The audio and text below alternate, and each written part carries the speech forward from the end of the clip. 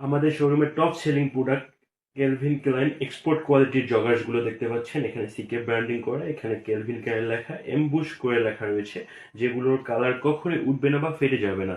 তিনটা colour available. এটা হচ্ছে ব্ল্যাক কালার, ভিতরে সেলাইগুলো লক করে দেওয়া হয়েছে এবং জস্টিনগুলো দেখতে পাচ্ছেন কতটা প্রিমিয়াম।